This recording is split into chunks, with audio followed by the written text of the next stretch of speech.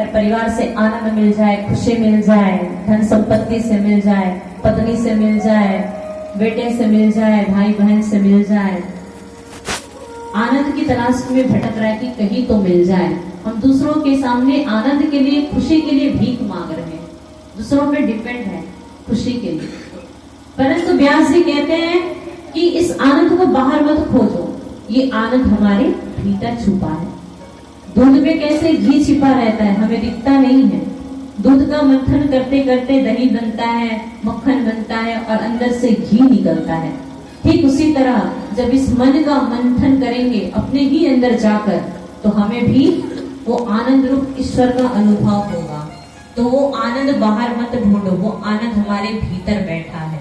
तो भगवान कैसे हैं? आनंद घन, जिसमें दुख का प्रवेश ना हो, ऐसे हैं भगवान।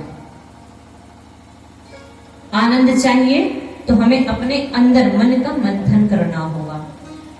तो सच्चिदानंद रूपाय, ये भगवान का स्वरूप बताया जा रहा है। तापत्रय विनाशाय, दुनिया में 3 तरह के दुख होते हैं, दैहिक, दैविक और भौतिक।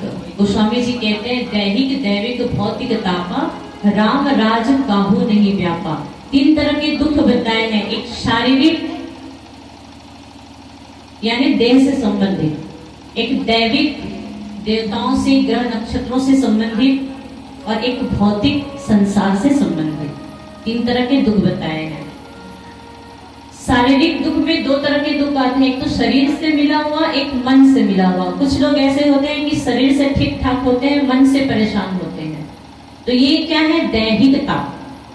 ये रोग तो सताएंगे, शरीर है तो बीमारी सताएगी, और यदि शरीर से बीमारी नहीं सता रही है तो व्यक्ति मन से परेशान है, किसी न किसी से परेशान है। तो ये आते हैं दैहिक ताप के अंतर्गत। दूसरा है दैविक ताप। मनुष्य को दैविक ताप सताते हैं, जैसे देवताओं से, ग्रह नक्षत्रों से संबंधित दुख मिलते हैं। अभी वर्षा के कारण हमारी कथा में विलंब हुआ, क्यों? दैविक आपदा ही समझिए, बेमौसम वर्षा। तो ये क्या है? देवताओं से संबंधित दुख है ये। तीसरा है भौतिक तापा, यानी सांसारिक दुख। संसार में रहकर समाज में मान प्रतिष्ठा को लेकर जो हमें कष्ट मिलता है, दुख मिलता है, ये भौतिक दुख के अंतर्गत आते हैं। तो 3 तरह के दुख बताए गए हैं, जिसके अंदर हम सब पिस रहे हैं 24 घंटे। कहते हैं इस दुख से, इस ताप से हम छुटकारा कैसे पाएं? तो तापत्रय विनाशाय श्री कृष्णाय वयं नमः। इन 3 तरह के तापों को मूल से समाप्त करने में जो सर्व समर्थ है, ऐसे श्री राधा कृष्ण के चरणों में हम सब प्रणाम करते हैं। श्री कृष्णाय वयं नमः, प्रभु के चरणों में प्रणाम करते हैं। इसके बाद व्यास जी ने सुखदेव जी की वंदना करी। यम प्रवचंत मनुपेतम अपेत कृत्यम द्वैपायनो विरह कातर आजुहावा। ऐसा बालक सृष्टि का जो पैदा होते ही विरक्त हो गया। हम जब पैदा होते हैं तो संसार के मुंह माया में फंस जाते हैं, पर सुखदेव जी माँ के पेट से जन्मे, लेकिन माया छू तक न सकी। पैदा होते ही वैराग्य बन गए। वैराग्य को अपने हृदय में धारण करके कौन माता कौन पिता कुछ पता नहीं, जंगल की ओर जाने लगे। पिताजी ने लौटाया पर बात नहीं सुनी। सुखदेव जी एक समाज के कल्याण के लिए जिनका अवतार हुआ है, जिनको माया छू तक नहीं सकती, ऐसे सुखदेव मुनि के चरणों में हम सब मिलकर के प्रणाम करते हैं। जिस तरह से इस पवित्र धरा पे आप बैठे हैं कथा सुनने के लिए, बहुत समय पहले की बात है, ऐसे ही एक सुंदर स्थान था जिसका नाम था नैमिषारण्य। उस नैमिषारण्य क्षेत्र में सौनक इत्यादि 88,000 ऋषिगण बैठे थे। क्यों बैठे थे? कथा सुनने बैठे थे, जैसे आप सब बैठे हैं। तो उन ऋषियों के बीच में परम ज्ञानवान शुद्ध जी महाराज का आगमन होता है, जिनको व्यास मंच में बिठाकर उनसे कुछ प्रश्न किए जाते हैं। प्रश्न क्या था?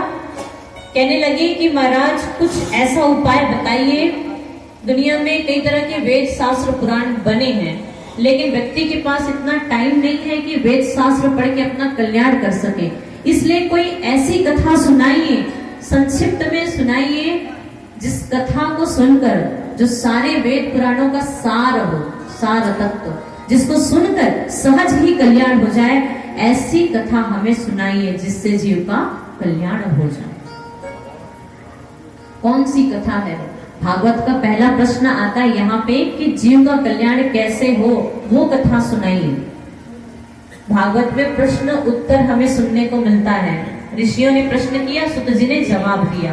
तो सुत जी महाराज इस प्रश्न को सुनकर बहुत खुश हुए, क्योंकि प्रश्न करो तो ऐसा करो जो समाज के हित के लिए हो, केवल अपने लिए नहीं, अपने स्वार्थ के लिए। कर्म कुछ ऐसा हो जो समाज के हित के लिए हो, उसी में भलाई है। जो काम अपने स्वार्थ के लिए हो उसमें दुख है, जो सबके हित के लिए हो उसी में सुख है, उसी में भलाई है। तो समाज के कल्याण के लिए प्रश्न था। सुत जी प्रसन्न हुए प्रश्न को सुनकर। क्यों? क्योंकि आज व्यक्ति का जीवन ऐसे जा रहा है, निकल रहा है जैसे मुट्ठी से रेत फिसलता है। काल व्याल मुख ग्रास त्रास निर्नाश हेतवे श्रीमद् भागवतम शास्त्रम कलौकीरेण भाषितम। काल मृत्यु हमारे सर पे मंडरा रही है, कब किसको पकड़ के निकल जाएगी ये हम बोल नहीं सकते। इसलिए समय रहते अपना कल्याण करना। सुत जी महाराज कहते हैं कि जन्मांतरे भवेत् पुण्यम तदा भागवतम लभे। आज श्रीमद् भागवत की कथा का महत्व सुत जी महाराज कह करके सुना रहे हैं। जिस समय इस कथा को सुनाने की तैयारी चल रही थी, सुखदेव जी महाराज तैयारी कर रहे थे परीक्षित को सुनाने के लिए, तो देवताओं को पता चला कि सुखदेव जी कोई बहुत सुंदर कथा सुनाने जा रहे हैं परीक्षित को। तो देखिए, देवताओं का राजा है इंद्र। इंद्र ने क्या किया? अमृत का कलश लेकर के वो आया। बहुत होशियार है, कहते हैं ये देवता अपना काम बनाने के लिए बहुत होशियार है, चतुर है। अमृत का कलश लेकर के आए देवता, और अमृत का कलश ला करके सुखदेव जी से कहते हैं, महाराज परीक्षित के बदले कथा हमें सुना दीजिए और बदले में अमृत परीक्षित को पिला दीजिए। ये बात सुन करके सुखदेव जी महाराज को हंसी आ गई। हंसी क्यों आई? इसलिए कि ये जो सौदा किया जा रहा है व्यापार, तो ऐसी वस्तुओं का सौदा किया जाता है जो बराबर के मूल्य की हो। और यहाँ तो ऐसा हो रहा है कि मड़ी देकर कांच खरीदो। सुखदेव जी हंसते हैं, क्व सुधा क्व कथा लोकी क्व कांचा क्व मणिर महान। देवताओं पे हंसकर बोले कि अरे मूर्खों, कहाँ तो कृष्ण की कथा और कहाँ ये स्वर्ग का तुच्छ अमृत। अमृत को भी ठुकरा दिया, कथा नहीं सुनाई। कहते हैं कथा तो सबके लिए है, देवता भी सुन सकते हैं, दैत्य भी सुन सकते हैं, मानव भी सुन सकते हैं, संत ऋषिगण भी सुन सकते हैं। लेकिन सुखदेव जी ने देवताओं को इसका अधिकारी नहीं समझा। क्यों नहीं समझा? क्योंकि देवता स्वार्थी थे। स्वार्थ के लिए कोई काम नहीं होना चाहिए। देवता स्वार्थी थे, कथा का व्यापार कर रहे थे कि अमृत ले लो, बदले में कथा सिर्फ हमें सुना दो। तो ये क्या हुआ? ये स्वार्थ हुआ। तो सुखदेव जी ने कथा नहीं सुनाई, देवताओं को अमृत को ठुकरा दिया कि ले जाओ भैया, हमें तुम्हारा अमृत नहीं चाहिए। अब जरा सोचिए, अमृत जैसी वस्तु को ठुकरा दिया गया इस कथा के लिए, जिस कथा को सुनने यहाँ पर हम बैठे, अमृत को ठुकरा दिया। अब सोचिए, क्या अमृत कोई साधारण वस्तु है क्या? नहीं है। अमृत का मतलब क्या है? जो अमृत पी लिया वो अमर हो गया। लेकिन ध्यान रखना, ये अमृत भी कुछ समय के लिए अमर करती है। एक लिमिट है, एक सीमा है। हम कहते हैं ना, जब आप कोई अपने फोन में, मोबाइल फोन का आप रिचार्ज करते हो तो लाइफ टाइम के लिए अनलिमिटेड, तो वो अनलिमिटेड का भी एक लिमिट होता है।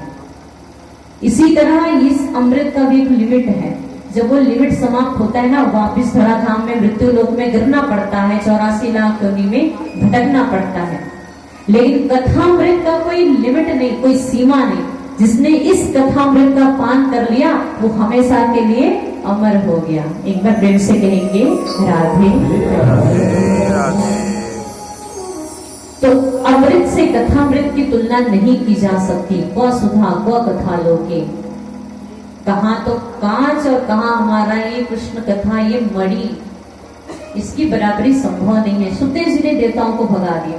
अच्छा, कुछ समय बाद इस कथा को सुनकर जब परीक्षित की मुक्ति हुई और देवताओं को पता चला तो बड़ा आश्चर्य लगा। अरे राम राम राम राम, हमने तो इसको ऐसी ही कोई मामूली सी कथा समझी थी और परीक्षित को इस कथा को सुनकर उसकी मुक्ति हो गई, उसका उद्धार हो गया। देवता सब ब्रह्मा जी के पास गए अपनी शंका को लेकर कि क्या ऐसा भी हो सकता है। तो ब्रह्मा जी ने कहा हाँ बिल्कुल संभव है। भागवत की कथा मृत्यु लोक में तत्काल मोक्ष प्रदान करने वाली अमर कथा है। प्रेम से कहेंगे राधे। तो ऐसी कथा जो इस कली काल में तत्काल मोक्ष प्रदान करने वाली। अच्छा, जब इस कथा का इतना महत्व है